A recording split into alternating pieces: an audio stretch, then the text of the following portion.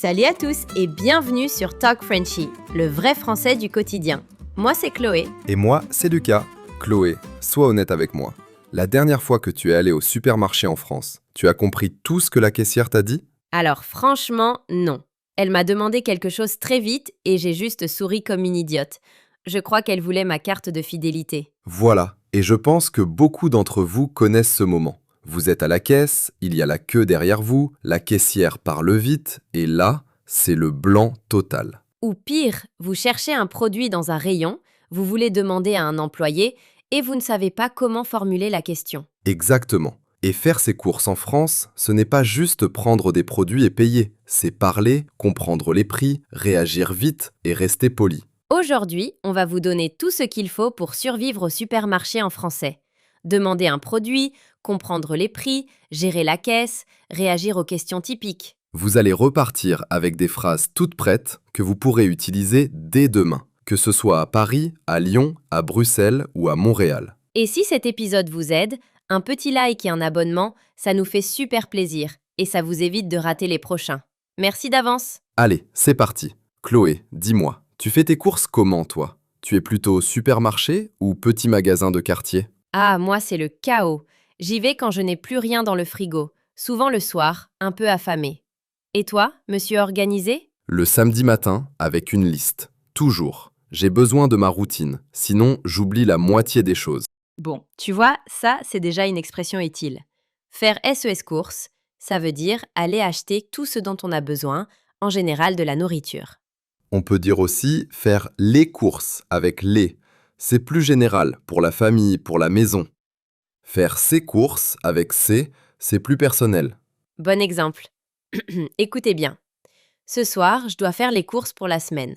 Ou, j'ai fait mes courses hier, mais j'ai oublié le pain. Et attention, en français on dit une course au singulier, mais ce n'est pas la même chose. Une course, c'est une petite chose à acheter. J'ai une course à faire. Alors qu'aller faire les courses, c'est vraiment l'expédition complète. Le caddie, la liste, tout le programme. Bon, avant d'arriver à la caisse, il faut trouver les produits. Et là, il y a une petite chose à savoir sur le vocabulaire des lieux. Vas-y, explique. Dans un supermarché, un rayon, c'est la zone où sont rangés les produits d'un même type. Le rayon fromage, le rayon boisson, le rayon fruits et légumes. Et une allée, c'est le chemin entre les rayons où tu passes avec ton caddie. C'est important parce que les gens confondent souvent les deux. Voilà, donc si vous cherchez quelque chose, vous demandez « Excusez-moi, où est le rayon des pâtes ?» et pas « Où est l'allée des pâtes ?» Répétez avec nous. Excusez-moi, où est le rayon des pâtes ? Vous entendez le petit E à la fin de excuser ? C'est doux, poli. Et remarquez qu'on commence par « Excusez-moi », pas par « Bonjour » tout seul. En France, quand vous abordez quelqu'un dans un magasin, la formule complète, c'est « Bonjour, excusez-moi ». Ah oui, ça c'est culturel. En anglais, vous dites souvent « excuse me » directement. En français, sans bonjour d'abord, ça peut sonner un peu sec. Exactement. Le bonjour, c'est presque obligatoire. Sans lui, vous risquez une réponse froide, voire pas de réponse du tout. Bon, alors imaginons. Lucas, tu es employé du magasin. Je m'approche de toi. Bonjour, excusez-moi, je cherche le rayon des produits laitiers, s'il vous plaît. Bonjour. Alors, c'est tout au fond, à droite, juste après les surgelés. Merci beaucoup. Vous avez entendu ? Je n'ai pas dit thank you, traduit littéralement. J'ai dit merci beaucoup, avec chaleur. Et notez le vouvoiement. Avec un employé du magasin, on utilise vous. C'est la règle par défaut avec les inconnus, surtout dans un contexte professionnel. On ne dit jamais tu à la caissière ou au vendeur, sauf si c'est votre petit frère qui bosse là, ce qui arrive rarement. Bon, maintenant, il y a d'autres formules pour demander un produit. Chloé, tu en connais combien ? Alors, j'aime bien je cherche. Je cherche des œufs bio. C'est simple et direct. Il y a aussi est-ce que vous auriez, plus poli, avec le conditionnel. Est-ce que vous auriez du lait sans lactose ? Oh, celle-là, elle est jolie. Est-ce que vous auriez ? C'est le conditionnel de politesse. On l'utilise pour être doux, pour ne pas exiger. Comparé avec est-ce que vous avez. C'est correct, mais plus direct. Est-ce que vous auriez, c'est comme si vous demandiez presque en s'excusant. Vous pouvez aussi dire « Je voudrais savoir si vous vendez ». Un peu plus long, mais très naturel. Je voudrais savoir si vous vendez du tofu. Ou plus court, avec vous avez plus s'il vous plaît à la fin. Vous avez du pain sans gluten, s'il vous plaît? Ça marche très bien. Donc 3 façons de demander la même chose. Le conditionnel avec est-ce que vous auriez, la formule je voudrais savoir si, ou la version directe avec s'il vous plaît. Choisissez celle qui vous met à l'aise. L'important, c'est de commencer. Et puis parfois, l'employé n'a pas ce que vous cherchez. Il va vous répondre désolé, on n'en a plus, ou c'est en rupture de stock. En rupture de stock. Notez cette expression. Ça veut dire qu'il n'y en a plus, mais le magasin va en recommander. Un produit peut être en rupture pour quelques jours. Et si vous voulez insister gentiment, vous dites vous pensez que vous en aurez bientôt? Ou quand est-ce que vous serez réapprovisionné? Réapprovisionner. Ça, c'est un mot un peu technique. Ça veut dire quand est-ce que vous recevrez de nouveaux produits. Vous pouvez aussi dire simplement quand est-ce que vous en aurez. Plus simple, plus efficace. Bon, on a trouvé le produit. Maintenant, il faut regarder le prix. Et les prix en français, c'est un vrai piège pour les étrangers. Chloé, tu peux dire 2,50 ? 2,50 € ou 2,50 à l'oral entre amis. Mais attention, en France, on écrit le prix avec une virgule, pas avec un point. 2,50 €. C'est un détail visuel, mais ça compte. Quand vous voyez 3,90, ça veut dire 3,90 €. Et pour lire un prix à voix haute, on dit d'abord les euros, ensuite les centimes. 12,95 €, pas 12,95 €. Petite subtilité aussi. Sur les étiquettes, vous verrez souvent le prix au kilo ou au litre. Ça permet de comparer. Le prix au kilo, c'est essentiel pour les fruits, les légumes, la viande. Vous voyez, 3 € le kilo. Ça veut dire 3 € pour 1 kg. Et pour les liquides, le prix au litre. Un jus d'orange à 2 € le litre, par exemple. Répétez avec nous. Combien coûte ce fromage? Ou plus court, c'est combien? C'est combien, ça marche partout. C'est très courant. 3 façons de demander un prix. C'est combien, très informel mais universel. Combien ça coûte, un peu plus complet. Ou quel est le prix de, plus formel. Et si c'est trop cher, vous pouvez dire « Oh là là, c'est cher ». Ou plus poli, « C'est un peu au-dessus de mon budget ». Oh là là, tiens, c'est une expression très française. On la sort quand on est surpris, choqué ou juste étonné. C'est un peu notre wow ou notre oh no. Oh là là, tu as vu le prix des tomates? C'est devenu du luxe. Ah bon, c'est vrai, en ce moment, tout augmente. On sent que tu vis cette réalité, Chloé. Ah, ne m'en parle pas. Hier, j'ai payé 4 € pour un pot de yaourt bio. 4 €! Je culpabilise encore. Ce qui nous amène naturellement aux promotions. Chloé, tu regardes les promos, toi? Toujours, j'adore une bonne affaire. Vous savez, ces petites étiquettes rouges, deuxième produit à moitié prix ou un acheté, un offert? Une bonne affaire, notez cette expression. C'est quand vous achetez quelque chose à un prix vraiment intéressant. J'ai fait une bonne affaire. J'ai eu 2 paquets pour le prix d'un. Il y a aussi une promo, forme courte de promotion. Ce produit est en promo cette semaine. Ou c'est en solde pour les vraies réductions. Attention, en solde, c'est plus pour les vêtements ou l'électronique. Au supermarché, on dit plutôt en promo ou en réduction. Bon détail. Et sur les étiquettes, vous verrez parfois moins 20% ou 2 plus 1 gratuit. Ça vaut le coup de regarder. Ça vaut le coup. Encore une expression très courante. Ça veut dire c'est intéressant, ça mérite l'effort. Ça vaut le coup d'attendre les promos. Ou dans le sens inverse, ça ne vaut pas le coup. C'est trop cher, l'économie est trop petite, ce n'est pas intéressant.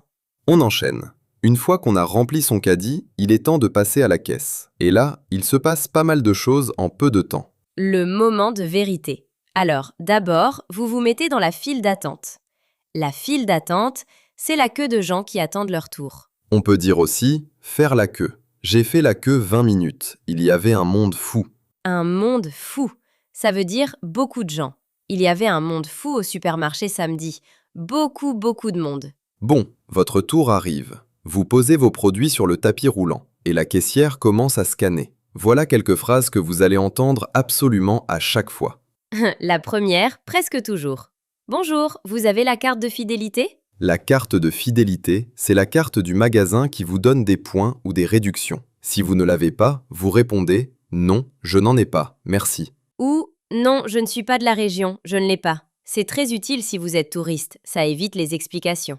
Ensuite, vous entendrez « Vous voulez un sac? Ou il vous faut un sac? Oui, s'il vous plaît. Ou non merci, j'ai mon sac. En France, les sacs plastiques sont payants, souvent quelques centimes. Et la question qui piège vraiment les étrangers. Vous payez comment? Ou par carte ou en espèces? Par carte, ça veut dire avec la carte bancaire.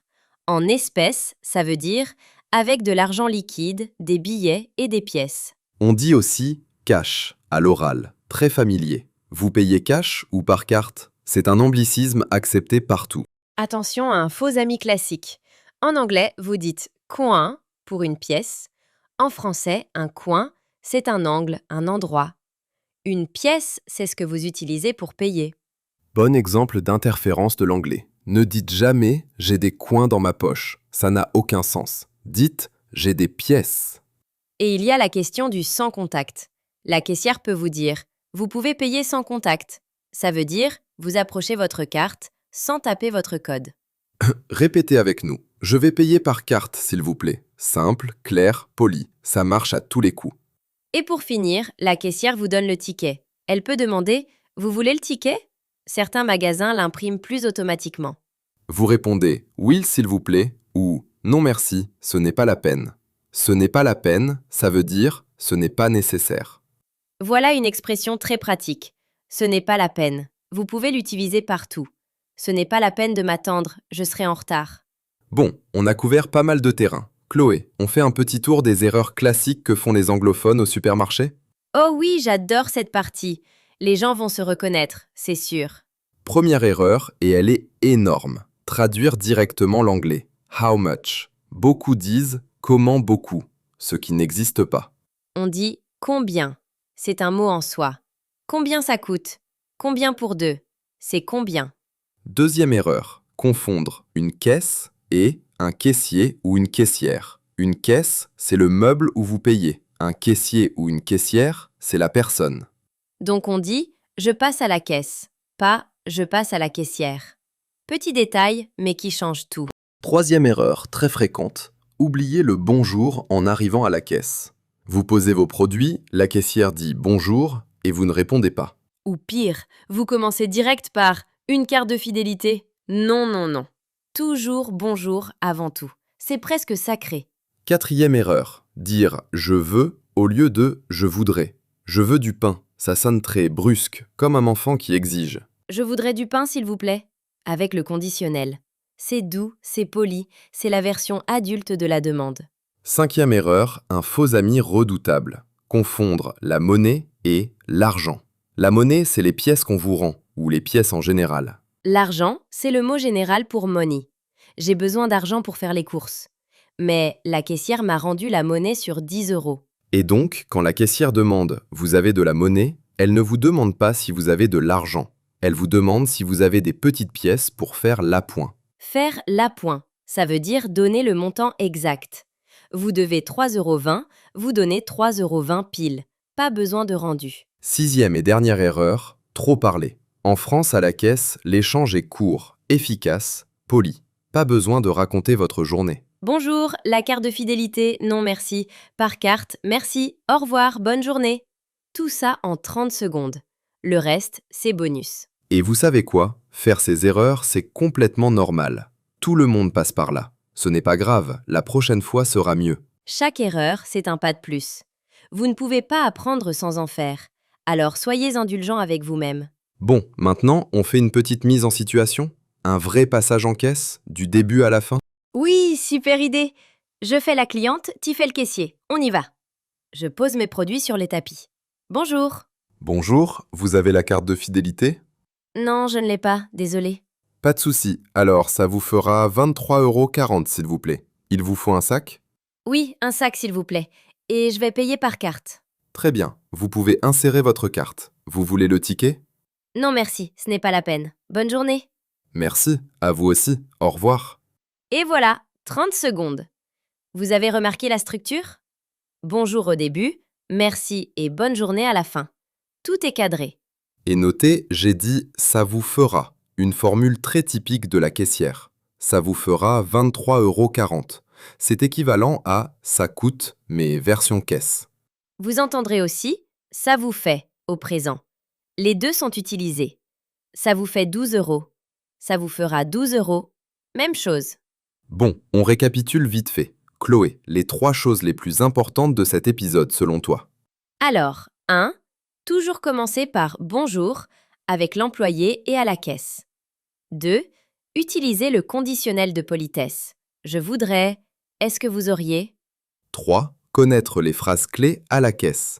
Carte de fidélité, sac, par carte ou en espèces. Ces 3 questions reviennent à chaque fois. Et si vous ne devez retenir qu'une chose, retenez la politesse. Le bonjour, le s'il vous plaît, le merci.